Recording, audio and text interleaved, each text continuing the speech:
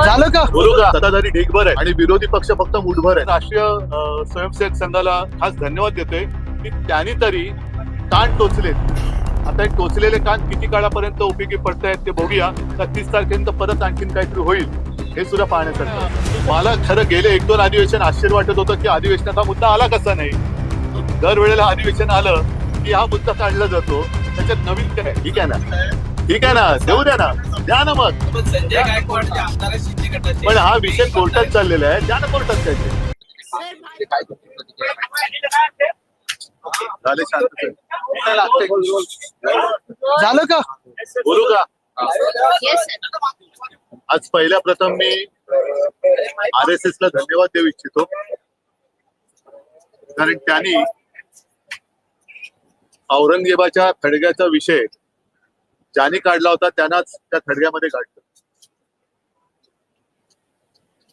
आपण आता जे काय चालले राज्यात त्याच्यावरती न बोलता या जुन्या कुठल्या तरी गोष्टींवरती बोलत राहायचं, त्याच्यावरनं दंगली घडवायच्या, याचा सगळ्यांना आता कंटाळा आलेला आहे.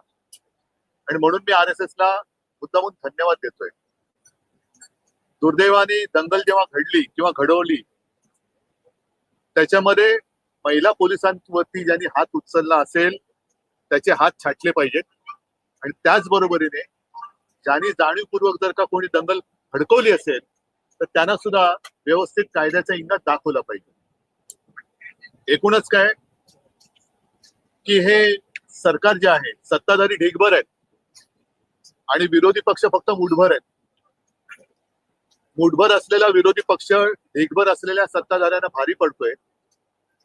आणि आजच सर्व पक्षांचं एक शिष्टमंडळ महामहिम राज्यपालांच्या भेटीला गेलं होतं. याचं कारण असं, ज्या पद्धतीने कामकाज रेटलं जातंय हे लोकशाहीच्या सगळ्या नीतिमूल्यांचं अवमूल्यन करणार किंवा ही सगळ्या गोष्टी पायदळी उडवणार आहेत. ज्या वेळेला राज्यपाल महोदय येतात आणि सदस्यांसमोर भाषण करतात तेव्हा ते माझं सरकार असं म्हणतात किंवा आपलं सरकार असं म्हणतात. याचा अर्थ त्या सरकारची जबाबदारी महामहिम राज्यपालांची देखील आहे. आणि जर ही राज्यपालांची जबाबदारी असेल तर साहजिकच आहे कामकाज कसं चाललं पाहिजे आणि ते जर का व्यवस्थितपणाने चालवलं जात नसेल तर सत्ताधारी पक्षाचा सुद्धा कान पकडण्याचा अधिकार हा राज्यपाल महोदयांना आहे, तो त्यांनी बजावला पाहिजे. हे सांगण्यासाठी आज आमचं सगळ्यांचं शिष्टमंडळ तिकडे गेलं होतं. एकूण जर का आम्हाला एक अपेक्षा होती आणि ही अपेक्षा अजूनही पूर्ण करण्यासाठी या सरकारकडे जवळपास एक आठवडा आहे. हे बहुमताचं सरकार सत्तेत आल्यानंतर सर्वांना वाटलं होतं की आता आपल्या राज्यासमोरचे प्रश्न हे चुटकीनुसार सुटतील. म्हणजे शेतकऱ्यांची कर्जमुक्ती होईल, लाडक्या बहिणींना ताबडतोब 2100 रुपये मिळायला लागतील, खून बलात्कार इतर काही भ्रष्टाचार या गोष्टी थांबतील. पण तसं काही होताना दिसत नाहीये. योगायोग एक असा विचित्र दिसतोय की बऱ्याच वर्षांनंतर नागपूरमध्ये जाती दंगल झाली.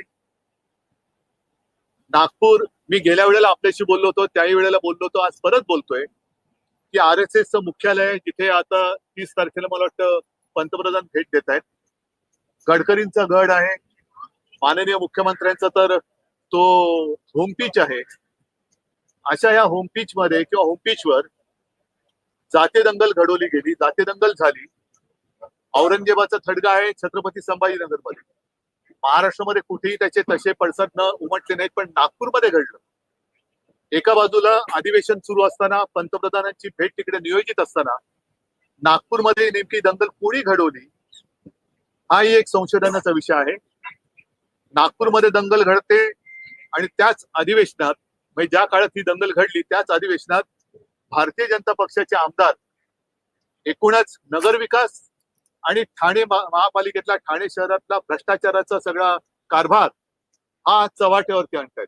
म्हणजे नेमकं भांडणी दंगल आहे तरी कोणाची, हाही एक विचार करण्यासारखा विषय की याच्या मागे हा निव्वळ योगायोग आहे का की नागपूरमध्ये बऱ्याच वर्षांनंतर दंगल घडते आणि सत्ताधारी पक्षातलेच लोक हे ठाण्यातल्या आणि त्यांच्या नगरविकास खात्यातल्या भ्रष्टाचाराची सगळी लक्तरं बाहेर काढतायत. हा योगायोग हा सुद्धा एक पाहण्यासारखा आहे किंवा अभ्यास करण्यासारखा आहे. मला असं वाटतं की हे सरकार अपयश लपवण्यासाठी एक एक गोष्टी करायला बघताय आणि त्याच्यात ते अधिकाधिक अपयशी होत चाललेलं आहे. या सरकारच्या कारभारचे धिंडवडे हे दिवसागणिक सगळ्यांसमोर येत आहेत आणि ते केवळ काहीतरी वेळ मारून न्यायची म्हणून यांचा हा कारभार चाललेला आहे.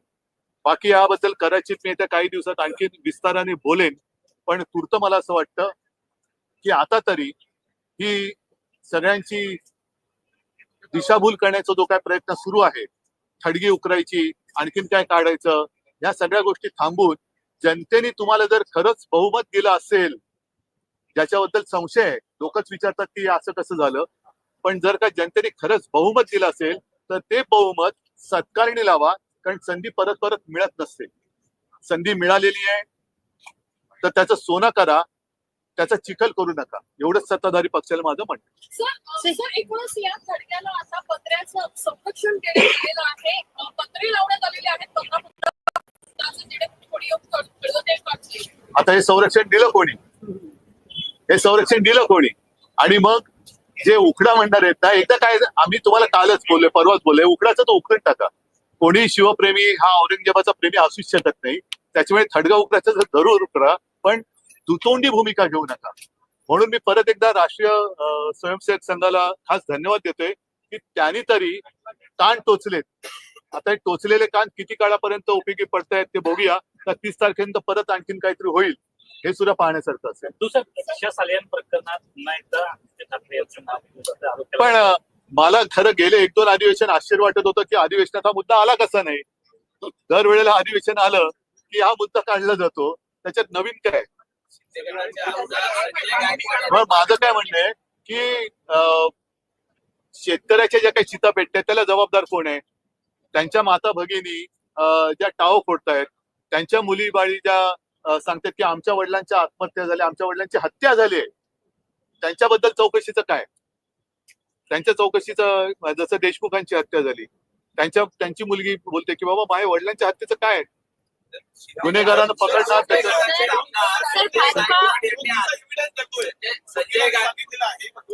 कोणी कोणी? ठीक आहे ना, ठीक आहे ना, देऊ द्या ना, द्या ना मग. संजय गायकवाड जे आमदार आहेत शिंदे गटाचे, पण हा विषय कोर्टात चाललेला आहे, द्या ना कोर्टात त्याचे.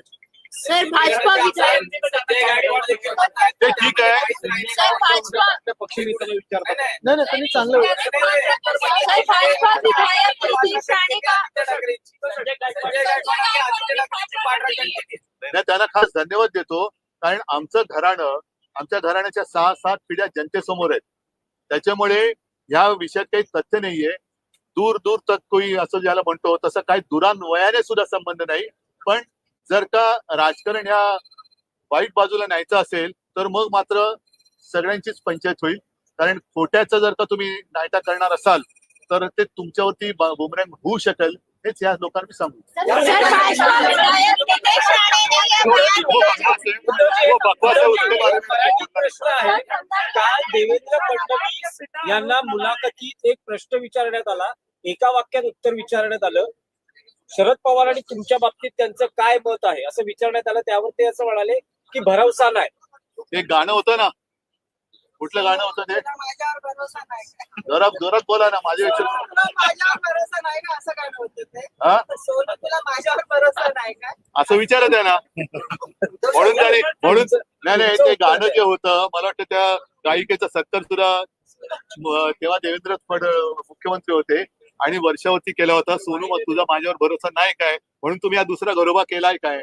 सर, भाजपा विधायक नितीश राणे ने ये भी कहा है कि वो बकवास अगर आदित्य ठाकरे बकवास लोगों को मैं जवाब नहीं देता. आप इस्तीफा सर, हिंदी में बता दीजिए. नेत्यांनी असं प्रचारात भाषण करून असं देवेंद्र फडणवीसांनी काल पोहोचले. मी त्याचंही स्वागत करतो त्यांच्या वक्तव्याचं. जर देवेंद्रजी असं म्हणाले असतील की नेत्यांनी भडकाऊ भाषण केलं करू नये, तर त्यांच्याकडे जे आगलावे लोक घेतलेत त्यांनी, दुर्दैवाने काय होतंय की विरोधी पक्ष संपवला, ज्या विषाचा त्यांनी उपयोग करायचा प्रयत्न केला तेच विष आता भाजपला मारतंय.